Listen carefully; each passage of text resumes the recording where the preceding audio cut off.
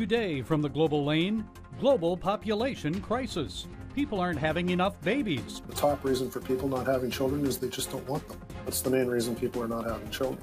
And countries like Japan and South Korea, even China and the United States, face extinction. You're talking of decimations of communities, you're talking of closed schools, you're talking of closed hospitals. Torrential rains bring massive flooding around the world. Kenya is one of the hardest hit. Unfortunately, over 200 lives have been lost because of the flooding. In Western Kenya, rivers have overflowed, and then there was one dam that broke. Promise Keepers returns to its roots, working to reach a new generation of young men for Christ. We need to be the voice of the movement of integrity and purity and godly truth. Around the world, Holocaust Remembrance, genocide, Hitler and Hamas. Never again means never again. And it's all right here on the Global Lane. Although recent weather-related disasters have caused climate change activists to warn of pending doom for humanity if we don't alter our behavior, in reality, the human race may face extinction because of a population crisis. People in many countries worldwide aren't having enough babies. Dale Herdt explains. Empty playgrounds, schools without enough students to stay open, small towns deserted and abandoned. This is not some dystopian vision of the future. Demographers warn this is our future. Global population growth is leveling off, and by the second half of this century could begin to shrink for the first time since the bubonic plague struck the world almost 700 years ago.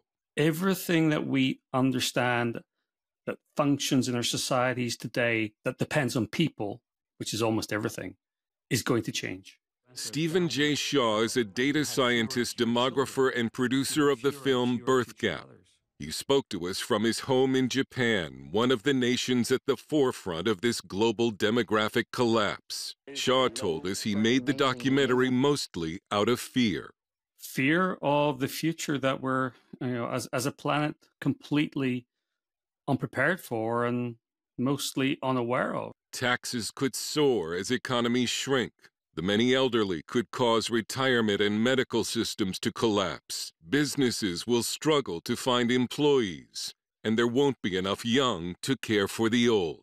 That means sporadically you're going to have housing that's left desolated, you're going to have stores that are empty, you're going to have places with fewer and fewer employees, fewer customers. You're talking of decimations of communities, you're talking of closed schools, you're talking of closed hospitals. A nation needs an average fertility rate of 2.1 children per woman to keep its population from shrinking. The countries on this map in some shade of blue all fall below that replacement rate. They include 70% of the global population in almost every developed nation. The U.S. fertility rate hit a new record low last year, dropping to 1.62 births per woman, a number temporarily offset by record numbers of illegal immigrants. In his film, Shaw explains how fewer children from fewer and fewer mothers creates a cascading effect, leading to a downward spiral from which Shaw says no known civilization has ever recovered. This thing is going to be like a snowball rolling downhill. It's just going to keep building. Daryl Bricker is global CEO of the polling firm Ipsos Public Affairs and co-author of Empty Planet, The Shock of Global Population Decline. The top reason for people not having children is they just don't want them. That's the main reason people are not having children. The second reason tends to be related to their ability to have children, whether it's the relationship that they're in or the personal circumstances they find themselves in, or their physical ability to have children. Shaw calls it unplanned childlessness, linked to delayed parenthood. People trying or wanting to start families well into their 30s, when frankly biology isn't going to help necessarily. Biological challenges start around that time, but there's a bigger problem. Often people looking to start families in the 30s aren't in stable relationships. they've gone through a breakup, they don't have a partner, their partner's not on the right page at the right time. It doesn't get easier to find that magical moment. Government incentive programs to encourage larger families have seen only limited success. Shaw warns that nations with the lowest fertility rates could see their populations cut in half in as few as 2 generations. No society's ever come out of this. The future doesn't have to look like this, but Shaw said we've got to start talking about it. Here with more insights on this important subject is CBN News senior correspondent Dale Herdt. Okay, Dale, you end that story saying we've got to start talking about this population crisis. So why aren't we talking about it? Good question. I think we've been brainwashed. We've heard our whole lives about the population bomb, that more people is a problem, when in fact it's not the problem. We know that more people means more solutions to problems, more creativity, more wealth. People create wealth. But we've had this hammered into us that more people is bad, and I just don't think people are used to the whole idea that the population is going to shrink. On your map, in addition to Japan, you show China highlighted in blue. So tell us more about what's happening in China. I always thought it was the most populous country in the world, but not enough people? I just have to say to the Chinese Communist Party, mission accomplished. Okay, they told their nation that you only need 1 child, if that. And guess what? It worked. And now China is facing a demographic nightmare in which in 15 years, China could have more elderly people than the entire U.S. population, 400 million. China is going to age into irrelevance before it becomes a superpower. This will not be the Chinese century, because you have young people, they've had this message hammered into them against children, against family, and guess what? They're not interested in children, and they're not interested in family. Is it true that North Koreans are having more babies than South Koreans? Yes, and North Korea is only half the size, half the population of South Korea, so I don't know that they're going to outpopulate South Korea, but South Korea is, their replacement rate or their birth rate is at 0.8, which is one of the lowest in the world, and North Korea's is double that. Now, what does that tell us? That it's not about economics, and it might not even be about the political stresses in your environment. It's a choice, and the South Koreans are choosing to not have children. You and I have reported extensively about the effect of mass immigration on Europe, also right here in the U.S. So is immigration a good thing to save countries like the United States from going extinct? No, you're changing the population. And I should add, which I did not include in this story, but could have, that, I mean, there are movements in Christian circles, in Jewish circles, to have more children. And that's great. But that's not going to be enough to change significantly the problem, for instance, in the United States, where we're below the replacement rate. But you need a societal turn in the attitude toward children, and that's just not there yet. Well, economic concerns, right, about not having children, but what about abortion? Today here in this country, you can get a pill delivered in the mail. You can risk your health by aborting your baby at home. So what role does abortion play in all of this, Dale? You know, it's the most tragic and most graphic expression of the issue, which is, as one of my experts said, people simply don't want to have children. Enough people don't want to have children, and that's why they're not having them. You know, a missionary in France, in talking about the problem there with the birth rate, he said it was hedonism. People don't want to sacrifice this or that, a house or a car or a career, for children. It's a choice they make, and we will pay the price for it. Our children especially, and our grandchildren will pay the price. Yeah, all you have to do is go to the book of Genesis repeatedly, be fruitful and multiply. That's God's plan, be fruitful and multiply. So what can governments do beyond financial incentives? Not a whole lot. And you know, financial incentives maybe have been oversold, because even in Hungary, which has amazing incentives for increased numbers of children and families, they're still below replacement level. And so you really can't make people do what they don't want to do. Okay, Dale Herdt, thought-provoking information there. Thank you for being with us. We appreciate it. Sure. Torrential rains this spring are leaving communities worldwide devastated.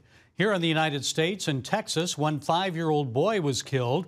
Several hundred people rescued from floodwaters. In southern Brazil, the worst floods in 80 years left at least 75 people dead, more than 100 people missing. And in Kenya, more than 200 people are dead, and throughout East Africa, as many as 200,000 people are homeless. Well, here with more details is CBN Kenya Director Peter Kamaru. I know flooding destroyed homes, devastated crops in Nakuru County. Was that from a burst dam? What happened there? Oh, yes, Gary. I mean, it's been an eventful couple of weeks here in Kenya. The torrential rains have really caused a lot of flooding, and rightfully, as you said, unfortunately, over 200 lives have been lost because of the flooding. In Western Kenya, there's some dams that actually rivers that overflowed, and then there was one dam that broke in Nakuru County that actually caused a lot of harm. In Nairobi, we also have one of the second largest informal settlements, that's the slums in Mathare, that also experienced one of the rivers that busted banks. And, we had a lot of families affected in that informal settlement, which is where Operation Blessing just recently responded to, and I was able to assist some families there with the flooding. Well, tell us more about that, because you wouldn't expect flooding in Nairobi. Tell us about the flooding there and what you did. That's very true, Gary. Nairobi is one of the areas that usually is not affected so much, but this time around, the informal sector, where we already have vulnerable families. So Operation Blessing was able to work collaboratively with Orphans Promise. Orphans Promise have a partner that they work with in the slums of Nairobi. So we reached out to that partner, who was able to help us identify families that have been affected by the flooding. So our target was over 500 families, and we started the preparations for responding to those families. This past Saturday, we bought blankets, food relief.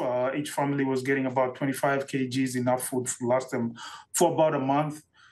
Some water treatment tablets. We had water jerry cans and also mosquito nets. So we were able to do the distribution this past Sunday. Over 500 families benefited from that. And, this is truly thanks to our donors who were able to give towards the disaster relief. And, these families were able to get the much needed relief. Well, and we've heard reports that next door, Tanzania and eastern Kenya, we're going to be hit with a Cyclone Hidayah. It caused your president to close schools in Mombasa. So what's the latest on that cyclone? Correct. We are glad to say that we received reports that Cyclone Hidayah has weakened. We've been monitoring that cyclone. So that's a sigh of relief. Actually, Kenya has been spared from getting most of it. Tanzania will still get some rains, but it's not as severe as had been anticipated. So we really give glory to God for that. But yes, actually, even in Kenya, the president gave a directive late towards the end of last week to still close all the schools, which were expected to reopen last week because of the flooding. So we are watching that and still keeping an eye, because we're still getting some rains in Kenya, but Tanzania as well. And to see, any way Operation Blessing can respond to assist, families. Well, it's not letting up, the rains there and the flooding. So what are the plans moving forward for Operation Blessing Kenya?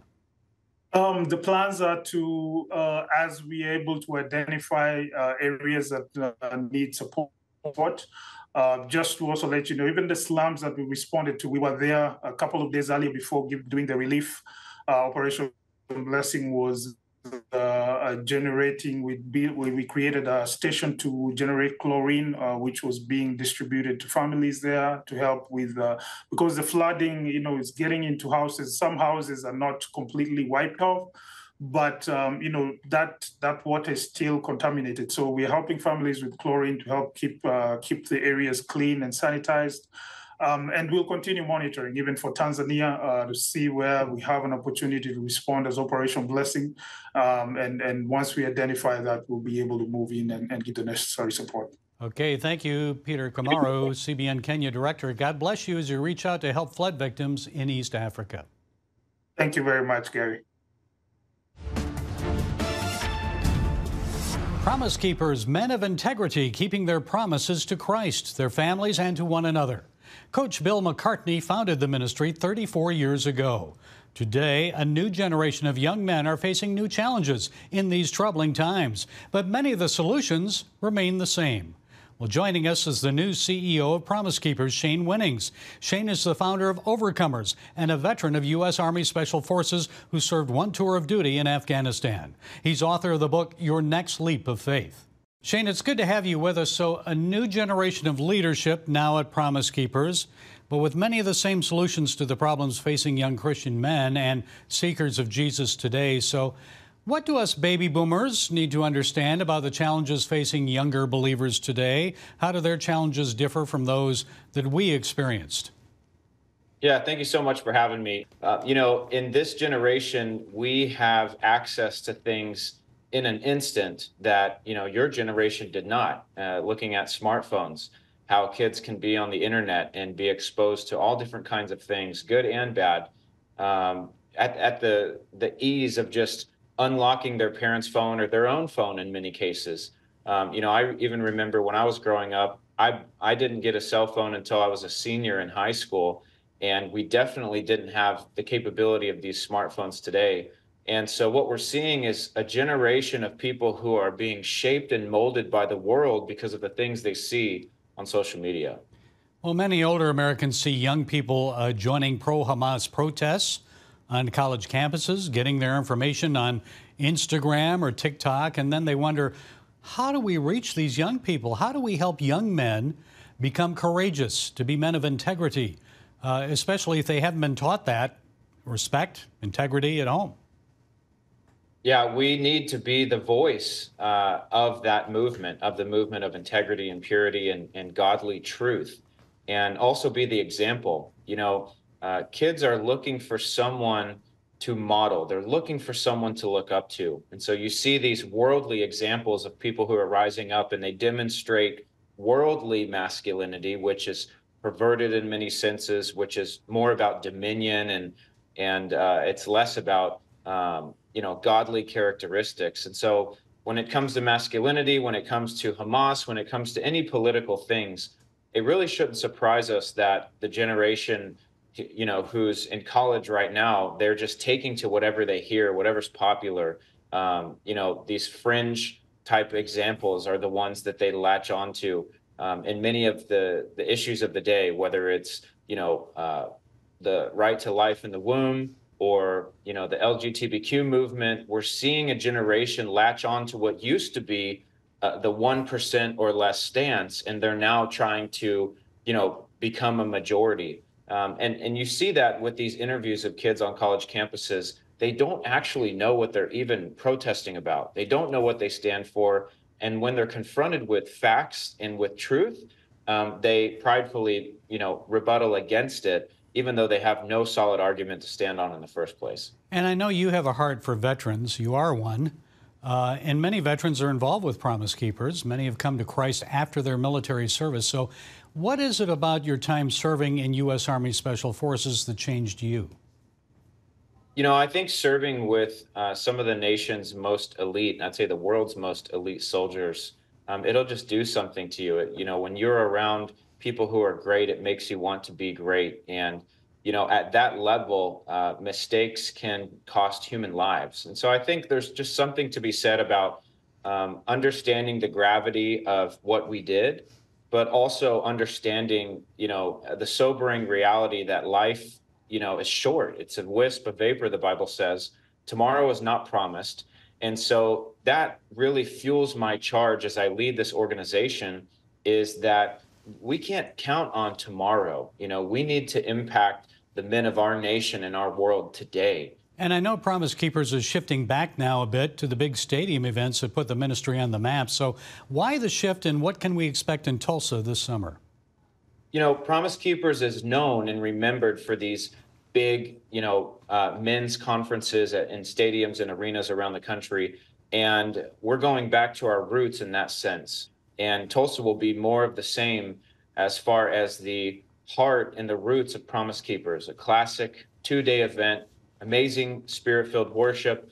And what we will see are speakers that some may recognize, some might not, speakers who are going to equip us in different areas of life so that we can leave that conference that weekend in Tulsa more equipped to face the issues of the day. And I see that Charlie Kirk is scheduled for the Tulsa event. Does that mean Promise Keepers is becoming a bit more political? Yeah, that's a great question. Absolutely not. We have we've platformed athletes, we've platformed people from so many different spheres of influence, and no one accused us of going in any different direction. But I think it is funny when we bring someone who speaks into the political realm, people immediately believe that we're heading that direction. I believe Charlie has been extremely effective at reaching this generation with truth. He is a Bible-believing Christian, and he reaches this generation in a way that many people don't. And I'm excited to hear him in Tulsa this summer. Okay, Shane Winning, CEO of Promise Keepers, thank you for your service and your commitment to our country. Most importantly, your devotion and service to Jesus Christ. Thanks for being with us. God bless you. Thank you so much. This week, people around the world took a moment to reflect on Holocaust Remembrance. During a Capitol Hill ceremony, President Biden delivered a speech in which he expressed his concern that just 7 months after October 7th, some Americans have already forgotten who perpetrated the worst act of violence against Jews since the Holocaust. It was Hamas that brutalized Israelis. It was Hamas who took and continues to hold hostages. But the president can't have it both ways. At the same time he condemns anti-Semitism, he's withholding the aid Israel needs to rid the world of the Hamas government. America and her allies united to end Adolf Hitler's fascist, anti-Semitic Third Reich. They must do so again to rid the world of Hamas terrorists. From the river to the sea means returning Jews to the ovens of Auschwitz. Palestinians must be liberated from this hate, and the fascist Hamas government pledging genocide against the Jews. No more October 7th. Never again. Well, that's it today from the Global Lane, and until next time, be blessed.